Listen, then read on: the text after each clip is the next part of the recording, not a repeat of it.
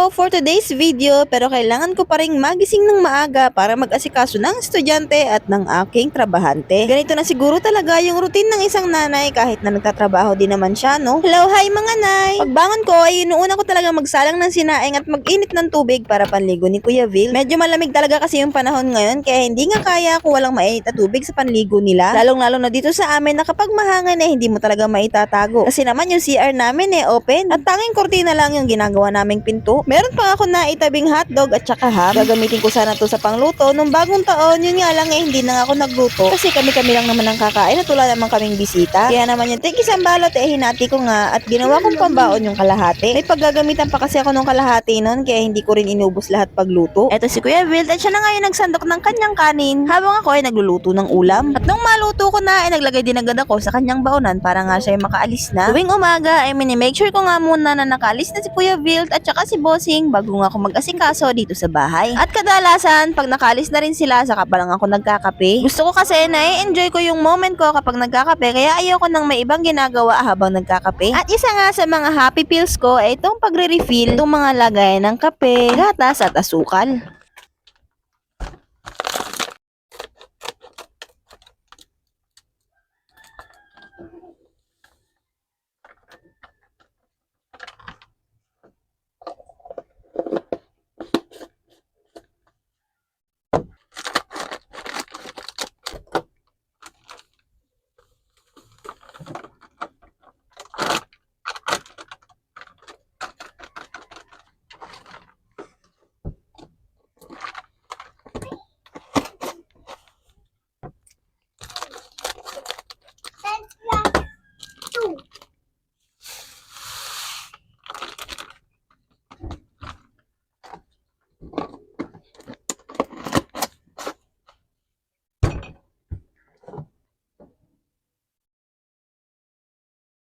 At pagkaalis ni Kuya Vil, saka pa nga lang ako nagtimpla ng aking kape, habang si Bossing naman nag-aasikaso at naliligo ng mga time na to.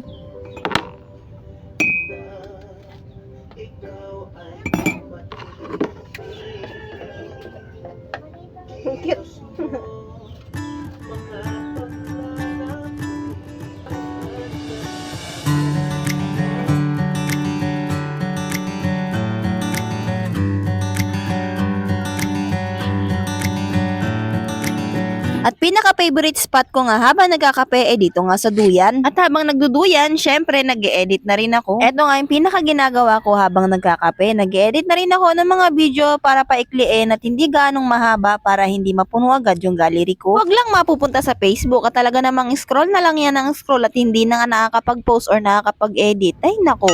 At maya-maya lang din umalis na nga rin si Bossing. Pagkaalis ni Bossing, sasabak na nga rin ako sa aking labada. Yun nga lang, pagpasok ng January, di ba medyo mahangin? Tapos yung hangin napakalamig, kala mo may yelo. Kaya kinakailangan ko nga ng sandata bago ako maglaba. At eto, for the bota at for the gloves ang nanay nyo. Kasi naman, baka mamaya hindi pa ako nakakatatlong pirasong damit. Ay nako, baka nanginginig na ako sa lamig.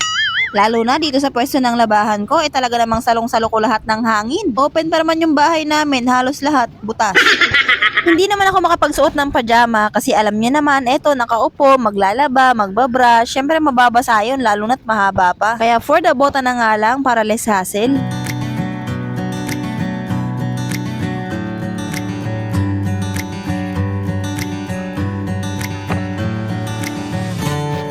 Mabilis lang ang takbo ng oras kapag may ginagawa ka. Kaya nung bandang alas 11 na tumayo nga muna ako sa labahan at inasikaso ko muna tong dalawang bulinggit dahil papasok nga si Kuya Von. Nilinisan ko nga rin yung kanilang mga tenga at ninalkateran ko rin yung kanilang mga kuko. Dahil nga busy ako sa trabaho, hindi ko na nga namomonitor to ng madalas. Kaya minsan sa isang linggo ko nga lang to nagagawa or minsan 2 weeks. Kaya madalas talaga nagigilty ako kasi feeling ko parang ang dami ko ng pagkukulang. Noon naiisip ko or hinahangad ko na sana magkaroon ako ng trabaho para kahit paano makatulong ako sa mga gastusin dito sa bahay. Pero habang tumatagal naman na meron akong trabaho, naiisip ko naman na parang ang unfair ko na bilang nanay at bilang asawa kasi yung mga ibang gawain nga hindi ko na magampanan. Madalas naiisip ko habang nasa trabaho ako na ano kaya wag na lang akong magtrabaho. Kasi pag nasa bahay ka, pag napagod ka, pwede kang humiga. Sa bahay wala kang boss. Oo, nai-stress ka pero yung mga kasama mo naman sa bahay anak mo at saka asawa mo. At the end of the day, kahit na medyo stress ka at magbubunga nga ka, nanay ka pa rin at yaya yakapin ka pa rin nila, ikikiss ka pa rin para mawala yung pagod at stress mo. Madalas talaga napapasabi ako ng ayoko na po magtrabaho, napapagod na po ako.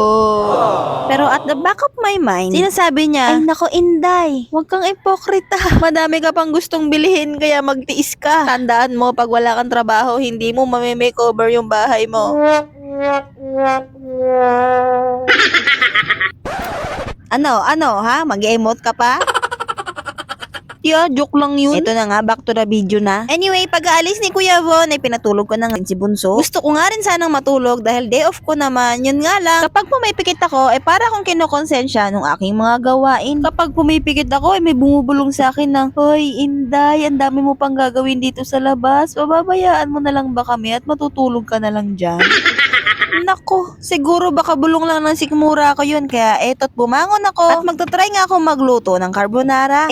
Marunong ka bang magluto niyan? Syempre hindi. Kaya nga magtatry. Huwag kayo mag-alala, pinanood ko naman to sa YouTube. Tsaka hindi ko naman kayo patitikimin. Kami naman ang kakain, so don't worry. Charing.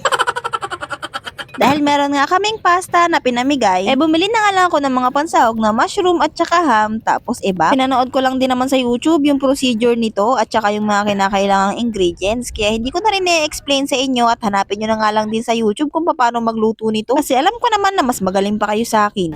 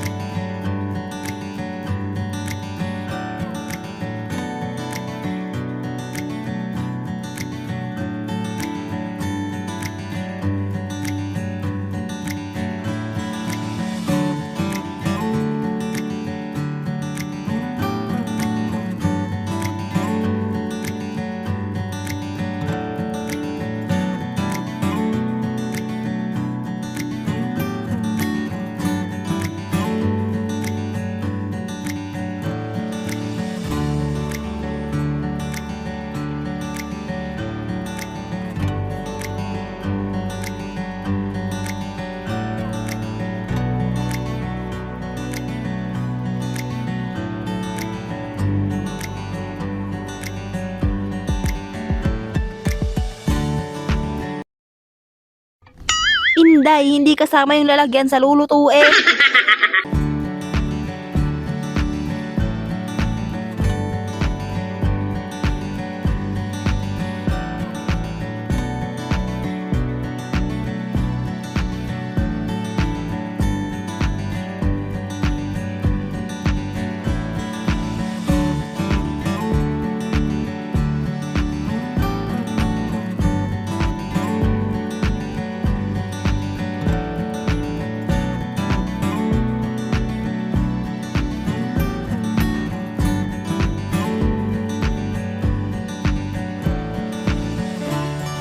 Sakto namang nakaluto ako ay nagising naman to si Bunso. Ganito yung namimiss ko kapag nandito ako sa bahay. Noon kasi kapag ka merienda time ay talaga namang ginagawan ko ng paraan yung merienda nila. Diba? Kahit yung mga tiniba kong saging, ginagawa kong banana chips o kaya naman banana pancake. Yup.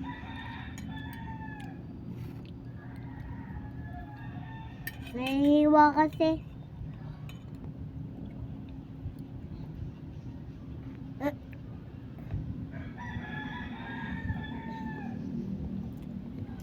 Habang kumakain si Bunso, ay dumating naman nga to si Kuya Von. At maya-maya si Kuya Vilt naman.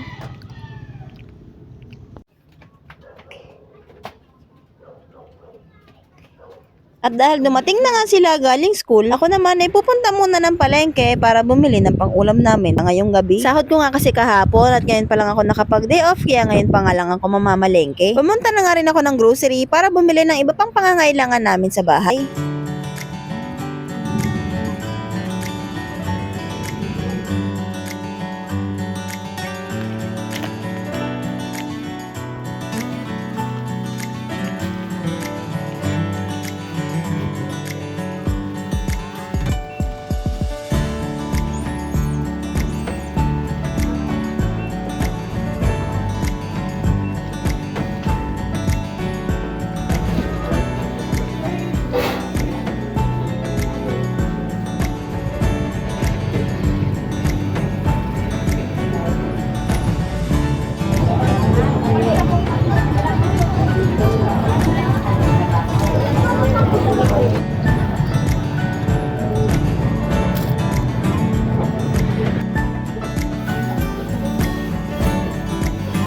Bumili lang ako ng halagang 100 na karne ng baboy dahil meron pa naman akong halagang 100 nito na nilagay ko sa rep at hindi ko pa nga nagagalaw. Hinaluan ko na nga lang din ng tokwa para medyo dumami. Nahirapan pa ako sa paghahanap ng tokwa kasi nga gabi na. At doon sa mga nauna ko napuntahan na tindahan, ubos na nga. Buti na nga lang at nakahanap pa ako ng mabibilihan. Ngayon nga lang uli kami makakapag-ulam ng karne ng baboy dahil ito nga ay hindi namin afford. Noon kasi yung halagang 100 na karne ng baboy ay nadadalawang putahe ko pa. Pero ngayon, Diyos mio, yung 100 na kulang pa para sa isang putahe.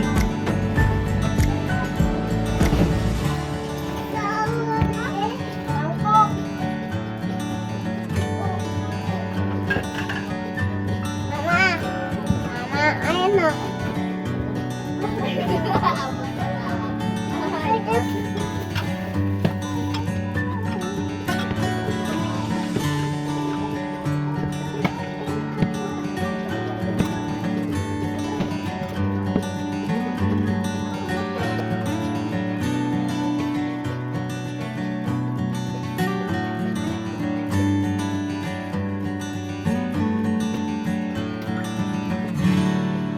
Adobong baboy nga lang pala yung lulutuin ko. Hahaluan ko nga lang ng tokwa para medyo dumami. At bago ko nga siya lutuin bilang adobo, nilaga ko nga muna para medyo lumambot. Habang ako'y nagluluto, eto naman si Bossing at nagsisibak nga ng aming mga kahoy. Gabi na nga rin siya nakapagsibak dahil nagpapahinga pa nga siya pagkagaling niya sa trabaho.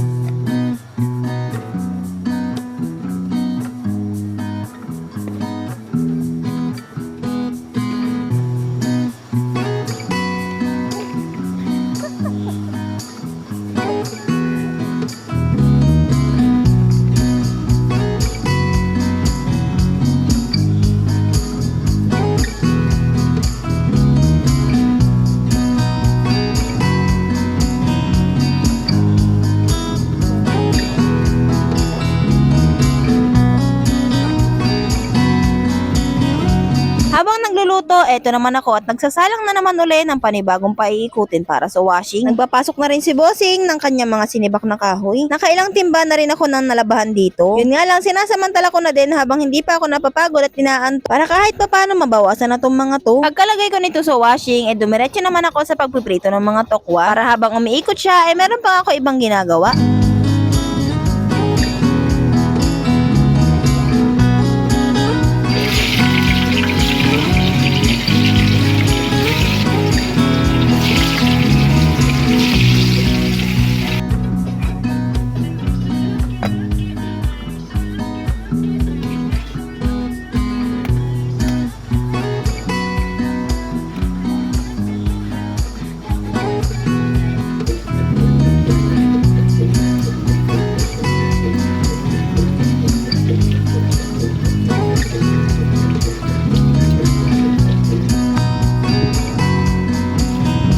Habang hindi pa luto yung ulam, bumaba nga muna ako para umigib ng tubig. Naubusan na kasi kami ng tubig at hindi pa nga makapag-igib si Bossing dahil nga kakatapos lang niyang magsiba. Sa tagal nga na naandito ni Bossing, ngayon nga lang uli ako mag-iigib. Balibasa, binibi na naman ako at hindi na naman nga ako piniigib. Madali rin kasi talaga akong mapagod kapag lagi ako nag-iigib kasi pag paakyat pa lang ay nako, hingal na.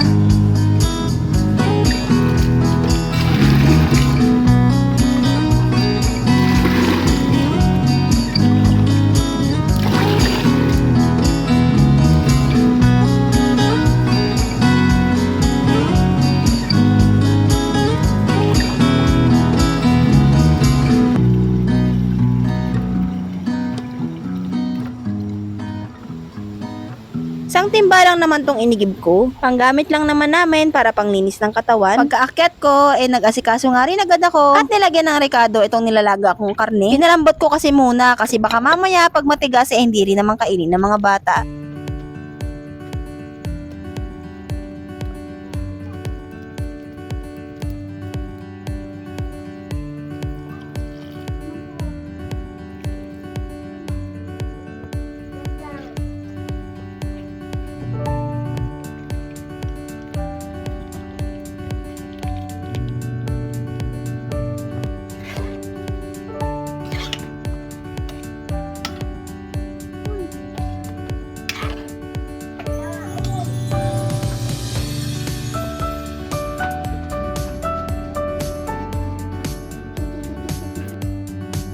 Pagkaluto ay pinakain ko na nga rin agad yung mga bata para maaga sila makatulog at makapagpahinga. Kasi ako, meron pa ako naiwan ng mga gawain. Hindi pa naman ako masyadong pagod kaya kaya ko pa naman yung tapusin. Kapag hindi ko naman kaya, hindi ko naman napili-pili. Kasi pag nasosobrahan ako sa pagod, nakakaramdam din ako ng pagsikip ng dibdib at hindi ako makahinga. Pagkatapos nilang kumain, nilinisan ko na nga lang din at eto nga tulog na sila. Pinatay ko na nga rin yung ilaw dito sa loob kasi pati si Bossing nagpapahinga na nga din. Hindi kasi kami sanay na bukas yung ilaw kapag natutulog pati yung mga bata. Buti na nga lang din at meron na kaming ilaw dito sa labas at nakakagawa nga ako. Anyway, dito ko na nga po muna tinatapos itong video na to. See you po on my next vlog. Thank you for watching!